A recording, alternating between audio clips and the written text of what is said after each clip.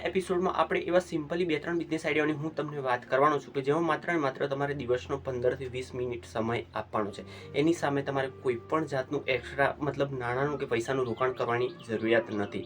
અને સિમ્પલી તમે આ આઈડિયાથી જે પણ તમે આવક બાકીના ધંધાથી કરો છો એની સાથે સાથે પાર્ટ ટાઈમ કામ કરીને માત્ર 15 થી 20 મિનિટનો સમય આપી અને સારી એવી સ્ટેબલ આવક ભવિષ્યમાં કરી શકો. હા મિત્રો, આજે જો તમે સ્ટાર્ટઅપ કરો છો તો સિમ્પલી તમે થોડા સમયમાં આવક તો કરી જ શકશો, પણ જો ટકીને રહો છો 6 થી 12 મહિના તો તમે સારી એવી આવક આમાંથી કાયમ માટે જનરેટ કરી શકો એવી છે. પણ આ જ વાતને આપણે સિમ્પલી એક ઉદાહરણના માધ્યમથી સમજવાની કોશિશ કરીએ, કારણ કે આજના સમયમાં બેરોજગારી તો વધી છે મિત્રો. આજના સમયમાં એજ્યુકેશનનો દર જેટલો વધ્યો છે એની સામે આપણી બેરોજગારી વધી છે. આપણે આવું ક્યાંક માનતા હોઈએ છીએ અને સાચું પણ છે, પણ એની સામે ઘણી બધી વાતો એવી છે કે ઘણી બધી આવકના ઓપ્શનો એવા છે કે જેને આપણે એક ઉદાહરણના માધ્યમથી સમજીએ. હા મિત્રો, હું તમને જણાવું છું કે બિઝનેસ આઈડિયાઓ કયા છે, પણ આ વાત એક એક્ઝામ્પલના માધ્યમથી સમજીએ તો વધુ સારી રહેશે.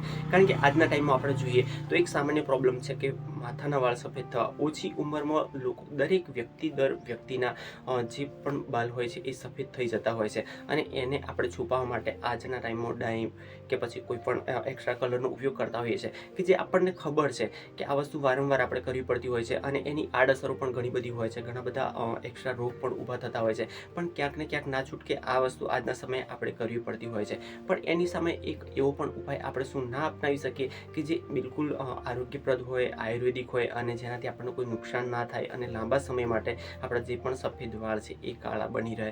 તો આના માટે પણ ઘણા બધા ઘરગથ્થુ ઉપચાર એવા છે. તો ક્યાંક ને ક્યાંક આપણે આ વસ્તુ જાણીએ છીએ. તો આ વાત જણાવવા પાછળનો મારો એક જ હેતુ છે કે આજના ટાઈમે ઓપોર્ચ્યુનિટી તક ઘણી બધી છે પૈસો કમાવા માટેની, પણ ક્યાંક ને ક્યાંક આપણને ખબર નથી હોતી હોય છે, તો આપણને રુચિ નથી હોતી અને ક્યાંક ને ક્યાંક આ કામ આપણને માથાકૂટ ભરેલું લાગતું હોય છે.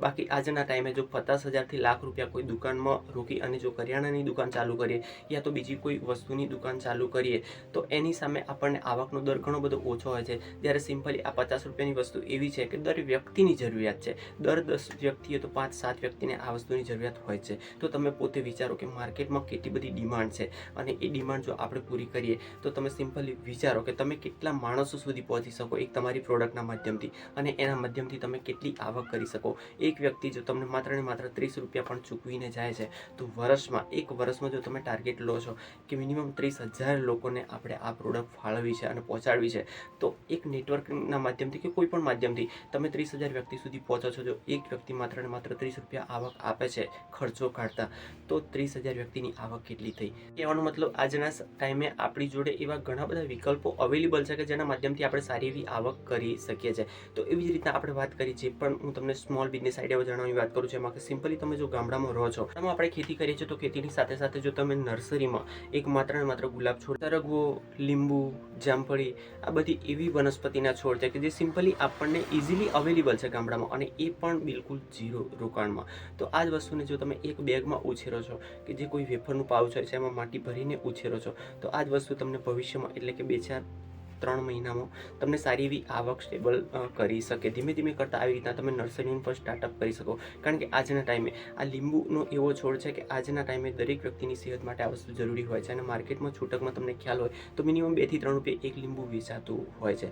સરગવો છે, લીંબુ છે, જામફળી છે, આ એવા વનસ્પતિના છોડ છે કે જે ઓછા ટાઈમમાં સારું એવું ઉત્પાદન આપતા હોય છે, અને ક્યાંક ને ક્યાંક લોકો શોખ માટે યા તો એક પોતાને ફળ ખાવાની લાલચ છે કે કોઈ પણ વસ્તુ તમે ગણો, પણ લોકો આજે ગામડા લેવલે પણ આનો ઉછેર કરતા હોય છે. તો ઘણા લોકોનો સમય હોતો નથી પોતે નાનેથી એને છોડ ઉછેરે, તો એના માટે એ લોકો તૈયાર છોડનો આગ્રહ રાખતા હોય છે. તો જો એ તમે એમની જે જરૂરિયાત છે એ જરૂરિયાત જો તમે તમારા થકી પૂરી કરો છો, તમારા માધ્યમથી પૂરી કરો છો, તો સારી એવી આવક આ જગ્યાએ તમે ચોક્કસથી કરી શકો છો. તે જો વેલાવાળા શાકભાજી જેમાં દૂધી છે, કોળા છે, કારેલા છે, તુરિયા છે, ગલકા છે, આ પણ તમે એક બેગમાં ઉછેરી શકો અને સિમ્પલી એને તમે 15-20 રૂપિયા આરામથી ગામડા લેવલે વેચી શકો. શોર્ટ ટાઈમનો સારો એવો એક પૂરક બિઝનેસ તેને આપણે ગણી શકીએ કે જેમાં આપણો ચોક્કસ એક રેગ્યુલર બિઝનેસ ચાલે છે, એની સાથે સાથે પાર્ટ ટાઈમ પણ તમે આ વસ્તુ કરી શકો. પણ માર્કેટમાં ગયા હશો તો એવા વ્યક્તિઓ જોયા હશે કે જે આ સામાન્ય લાગતો બિઝનેસ કરતા હોય છે અને લાખોનો એક બિઝનેસ સ્થાપીને સામ્રાજ્ય જમાવીને બેઠા હોય છે, કે જે મોટા મોટા ગ્રીન હાઉસ હોય છે એમાં લાખોનું રોકાણ કર્યું હોય છે. હવે સિમ્પલી તમે વિચારી જુઓ કે એક માત્ર 2 થી 5 રૂપિયાની વસ્તુ સેલિંગ કરી અને લાખો રૂપિયાનું રોકાણ કર્યું છે, તો એ લોકોની આવક કેટલી હોઈ શકે. પણ તમે જો કેલ્ક્યુલેટ કરો છો તો તમને ખ્યાલ આવે કે એક સામાન્ય કરતી આ જે પણ એક ક્રિયા છે એમાં સારી એવી આવક કઈ રીતના થઈ શકે લાગતા આ સિમ્પલી આઈડિયાઓ એવા છે કે જેના માધ્યમથી આપણે એક આવક તો કરી શકીએ. પણ મિત્રો આ એપિસોડના માધ્યમથી હું તમને એ જ જણાવવા માંગુ છું કે તમે જો બેરોજગાર છો, બેકાર છો, એવું વિચારો છો કે ગામડામાં કોઈ આવક માટેનું સાધન નથી અને જો કોઈ આવક કરવા માંગો છો તો એના માટે ક્યાંક ને ક્યાંક મારે બેંકમાંથી લોન લઈ યા તો ઉછીના લઈને લાખોનું રોકાણ કરવું પડશે.